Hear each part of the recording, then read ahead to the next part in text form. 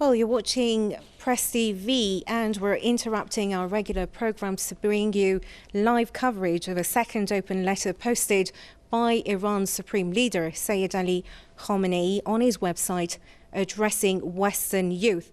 The first came on January 21st, just 2 weeks after the attack by extremists on the Paris offices of the satirical newspaper Charlie Hebdo. In that letter, Ayatollah Khamenei asked the youth to gain direct and first-hand knowledge about Islam instead of information based on resentment and prejudices. The leader's second letter comes at a time where the world is mourning the Paris attacks victims.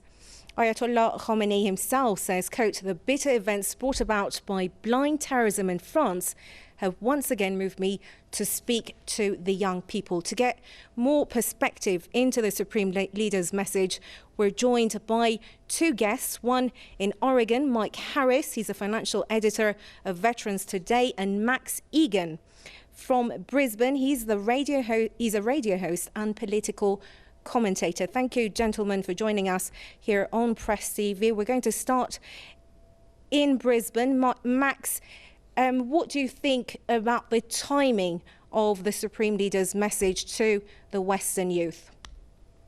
Look, I think it comes in the nick of time. I think the message is very much needed. I've read the letter and I was very, very impressed with the words of the leader. Much sense there that the West should really take on. I think the timing is very important.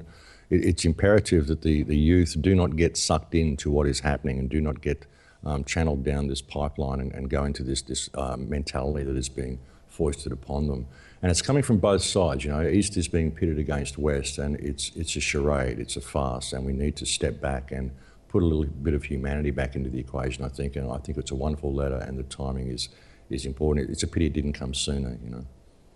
And I don't know if we have Mike with us. Mike Harris.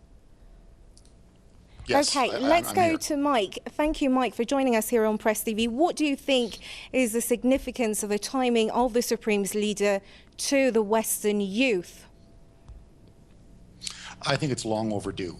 I think that for the last 50 or 60 years, the Saudi royal family has been spreading the toxic version of Islam called Wahhabism around the world. They've been funding it with petrodollars, and this is really the source of this Islamic extremism.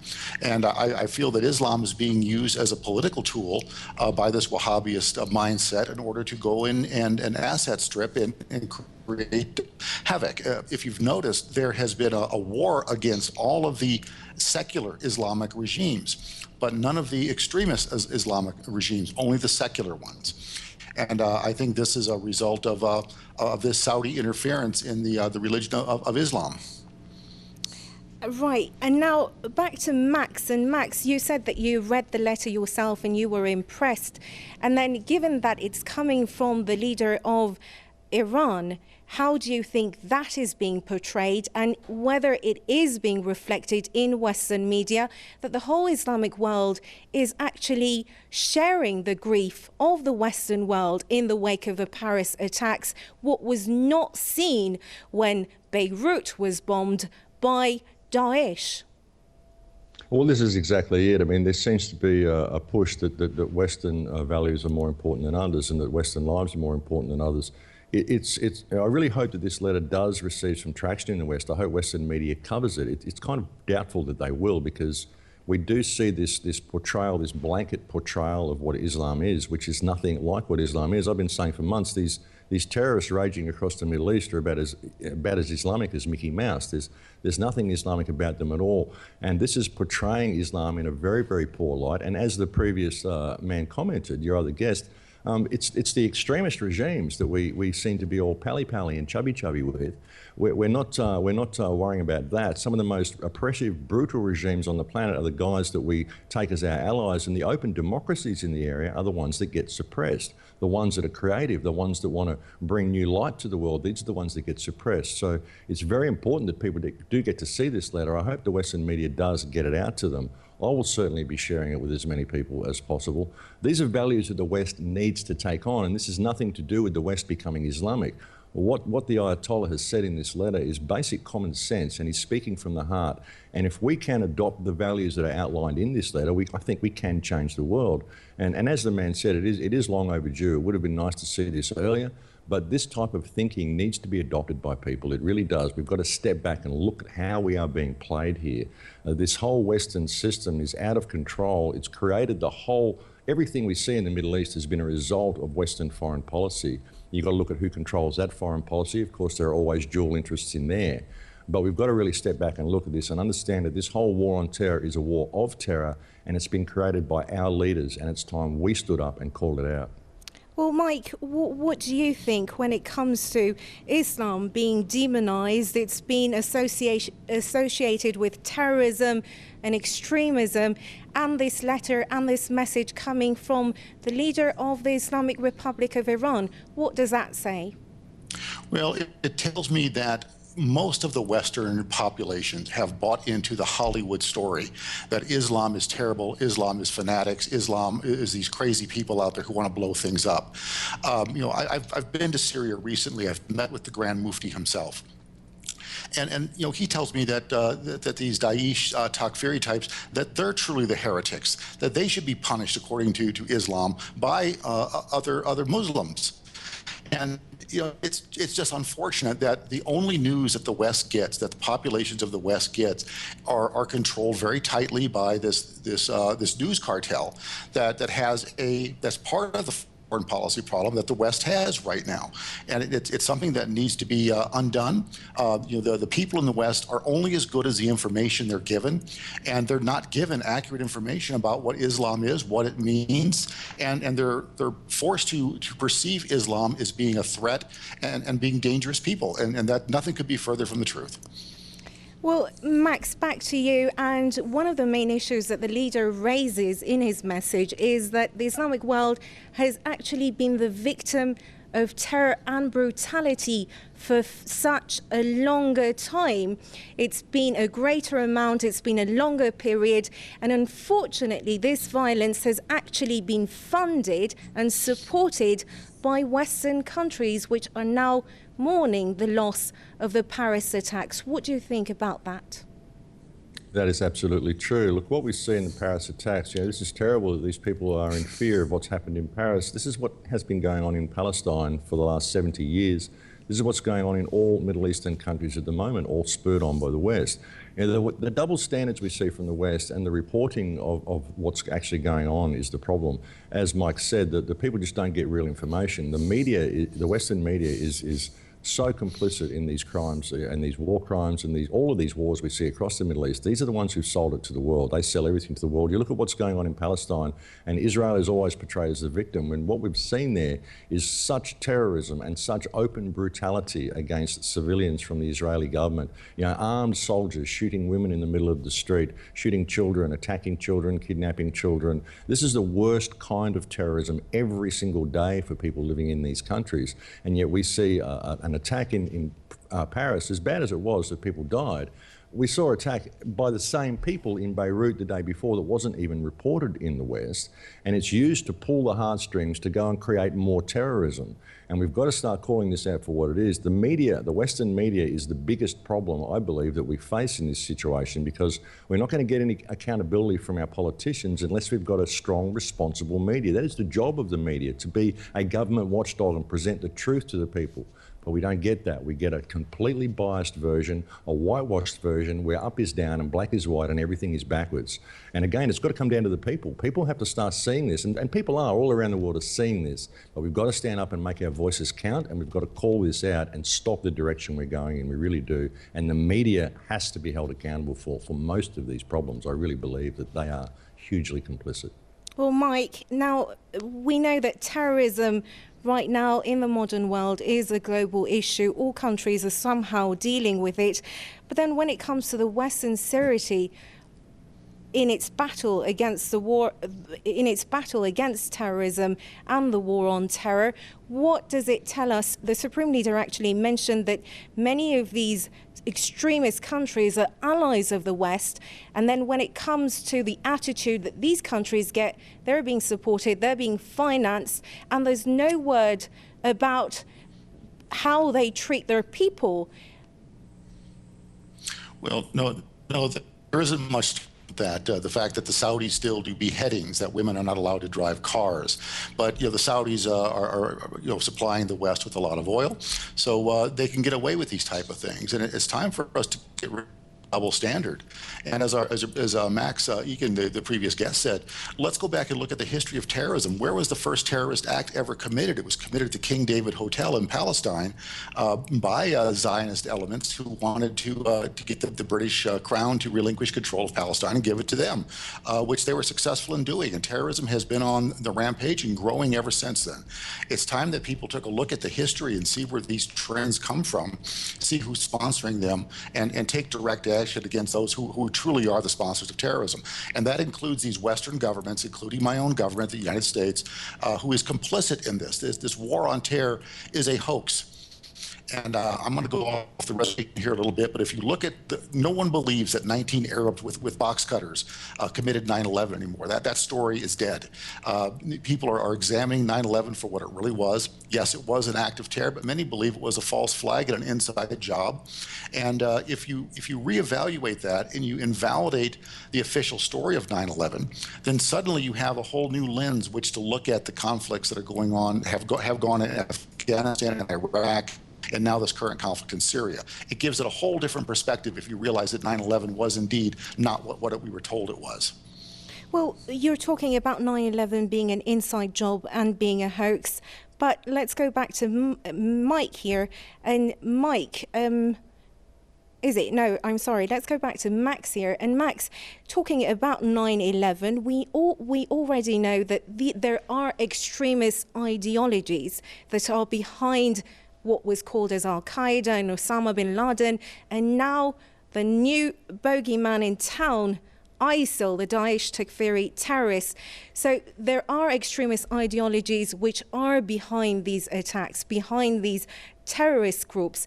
What do you think actually leads to these ideologies? The Supreme Leader says these ideologies were not initiated in countries with Islamic roots. They were actually, we see a lot of Western youth being attracted to these sorts of ideologies. So what goes wrong there which makes the youth attracted to these groups? Well, you see the way the social systems are set up, and you see the way the youth is marginalised in their countries, and you get these young kids, and they've got a sort of a chip on their shoulder, and they want some sort of an outlet. And these sort of things become attractive to them. And of course, we have the CIA out there grooming people and creating all these things. I really believe they set a lot of this up. Even with what they've done in Paris and through Europe, you notice they brought a lot of refugees into Europe, and then they dumped them in low, substandard housing areas. They didn't give them any type of support or anything, and they just let it breed. They just let it breed so that these became sort of no-go areas, and you've got these youths that are growing up in very, very downtrodden situations in a foreign country. The people in the country don't particularly like them that much because they're foreigners that have come to their country, and this is all bred. It's all created to seed this type of situation where we can now bring all these migrants into Europe, and you can have Europe end up erupting into what it is. I mean, all of these sorts of things are contrived, I think, and a lot of the Islamic, so-called Islamic extremism that we're seeing is a direct result of the actions of the West. I mean, when you look at what Brzezinski did when he went in there and he helped radicalise the Mujahideen to help them fight the Russians and all this sort of stuff, you look at how this all developed, the amount of weapons that have been pumped in there. You see ISIS driving around in Abrams tanks and howitzers and US Humvees, and they're getting medical attention in the Golan Heights. All the oil's being funneled out through Kurdistan. I mean, we know what's going on here. And again, it is, as Mike said, it's all riding off on the back of 9/11.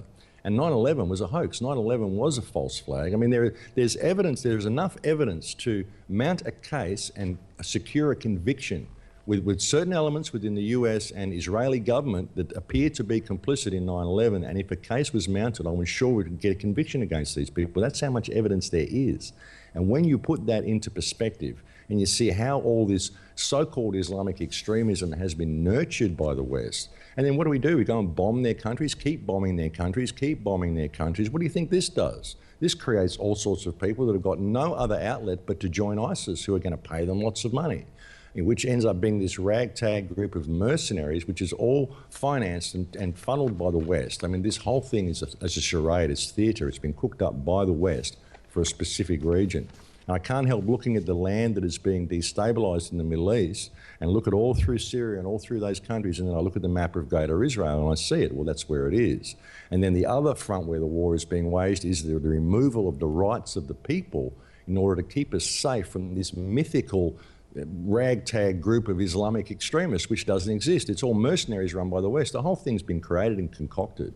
You know, order out of chaos is the way, and that's what they're doing. And even John Kerry has admitted that they're out of this chaos we will create order. And this is where they're going. And the whole thing is contrived. It's a setup. And people are beginning to see it, but it's very difficult for people to find a way out. They don't know, you know, we're in a bad position here, but we don't really know how to get out of that. So that's really the clue, is formulating a way to rein this criminal cabal that is running this Western world back under control and free humanity from this situation. So, Mike, what do you think about, there's a sentiment of fear right now in the world, and there is this threat of ISIL looming before us. What do you think is the root cause of these extremist ideologies, and what leads people in the Western world to be attracted to groups like ISIL? Well, you have to realize that there is an industry of terrorism. It's industry on both sides, an industry of creating terrorism, and then there's the industry of counterterrorism. And they have these budgets to fight terrorism if they didn't have terrorists. And you have to look at where the money is. And I've always said from the beginning, when I first began investigating ISIS and traveling to Syria, you have to look at, follow the material support. Where is the material support for these operations coming from? And in every case you look at it, it comes from a foreign intelligence operation going on inside of Syria. That's where the funding comes from. That's where the seed capital is. And then these things become self-funding by stealing Syrian oil, Syrian artifacts, Iraqi oil, Iraqi artifacts, and they're selling them around the world. I mean, this is a huge criminal enterprise, because you have to realize the oil that's stolen in Syria does not get itself to the refinery. It doesn't walk there. It's put on a truck. It's put on a ship. It's moved. There's a bank out there someplace who's clearing the transaction when that oil is bought and sold. There's a refinery out there that's buying stolen property. That's how large this criminal enterprise is. And this is an industry. People are making money off of this. They're getting very, very wealthy by creating this unrest. And this is what's going on. And it's time to look at this the way we looked at the Bolshevik Revolution. Communism was used as a political weapon in order to go in and asset strip and kill the people of Russia. Well, radical Islam is being used as a political weapon to go in and asset strip and kill the people of Syria and Iraq. It's not very different from what they did then. It's a tried and true model that this criminal enterprise, which is global in scope, it's not just in my country, it's all around the world. There is a transgenerational, transnational criminal enterprise out there that has infiltrated every government and is the sponsor of this activity. And it's time that people wake up and see it for what it is. And I have to tell you, I'm very happy to be on with Max Igan, and I like his point of view, and maybe a few of us can get the word out there in these Western countries. Well, Max, what do you think about Mike's comments when it comes to the Western world actually needing terrorism to materialise its goals? Do you think that is true? And what do you think about the Western policies when it comes to fighting terrorism? Do you think they're sincere? Look, I'd have to concur with everything Mike said. No, they're not sincere. They're not sincere at all. They create this whole situation. Terrorism is a political tool. That's what they're using. And when you look at it, it's all about globalism. The people who are being expelled from the Middle East now because we're carpet bombing their countries are victims of globalism that are now being pushed into Europe and being used as weapons for globalism against the people of Europe. This is how it works. The whole thing is planned and contrived. And we have to start calling this out. Personally, bringing it back to Palestine for a moment, if I may, I really believe that Gaza Strip provides the world a key to heal the world, because Gaza Strip is an open war crime. Let's get serious about it. Regardless of what they're doing in West Bank and all sorts of stuff, debates about land, all these sorts of areas we can get drawn into of debating and all sorts of speculation. But the very existence of Gaza Strip is a breach of Article 33. It's collective punishment. It's a breach of Article 33 of the Fourth Geneva Convention. This is an open war crime. And I believe if the people can open up their hearts to the children that are trapped in Gaza, because it is a population mainly of children trapped in this hellhole of Gaza Strip, We can call this war crime out for what it is, which gives us the ability to arrest virtually this whole cabal across the planet, because they're all in support of war crimes. If they're going to be inflicting their legislation upon us, creating all these wars and all this mayhem and everything they're doing, what makes any of it valid if these people can be seen to be someone who is supporting an open war crime? And any one of these politicians who are supporting Israel while Israel is carrying out war crimes can be arrested as a war criminal and tried for their actions under their own legislation. And I think this provides a key to be able to arrest the entire cacistocracy across this planet, every media outlet, every banking cartel, anybody who has been seen to be showing support for this state while it is carrying out war crimes. You know, we have to have the guts and the balls to stand up and do this. You know, I don't know if I can say that on TV, but we need to grow up here and stand up and call this out for what it is. You know, this whole planet is run by war criminals. It's run by a criminal cabal, as Mike said. It's a global cabal that's taking control of all of our countries, and everybody's being played. Even the people of Israel are being played. The Jewish people are being played. They're being blamed as the scapegoats for all this, when really it's the mechanism of Israel which has been created by this global cartel to do exactly what it's doing and shift blame from their actions onto the group of people on the ground who are just as terrorised as everybody else. These people are brainwashed and brutalised into all the things they do. You can't blame them. This whole thing is a setup to create this whole global corporation is what they're doing, this technotronic, this technocratic corporate system that they're putting in place. And every country that they have destabilised in the Middle East has been an open democracy that's been trying to do something right, hasn't been part of the Western agenda. And so they've just gone on and stomped on them all and called them terrorists because they won't go along with what we want them to do. And the Western people, you can't blame them either, because they've been fed this rubbish by their media that makes them fear all these people in the Middle East, to think they're the problem when really it's us. But we've got to start calling this out, and I think Gaza Strip is right there in everybody's face. This is an open war crime being supported by hundreds, if not thousands, of politicians all around the world, and if their legislation or international law is to mean anything, then we have a tool here that we can use to not only save the people of Palestine, but rein this whole system back under control and get rid of this criminal cabal. Well, gentlemen, we're short of time, and just to wrap this up, we're seeing Iran's leader reaching out to the Western youth and trying to raise awareness. We also had campaigns such as Not in My Name, which denounce what went on in Paris and also elsewhere in the world. How do you think this awareness has to be raised, and where do we start? Very briefly, if you may, we'll start with you, Mike. Well, I think all of us need to demand that the Western media cover this story. This is a significant action here, and personally, I stand in solidarity with the Iranian leader. I think he's on the right track. I think he's doing the right thing, and we all can make a difference. We have no problems we can't fix. Max, the problem we one sentence from you. Look, I would have to concur with everything Mike said. This is a very, very important time in history, and we need to all get involved, and we need to share this information and support this initiative. And thank you for asking me on to comment. Thank you very much, gentlemen, for your time here on Press TV. Mike Harris, the financial editor of Veterans Today, joining us from Oregon, and also Max Igan, the radio host and political commentator, joining us from Brisbane. Thank you very much, gentlemen, for your time and your insight here on Press TV. Well, that's a wrap for the live coverage on Iran's leader's letter to the Western youth.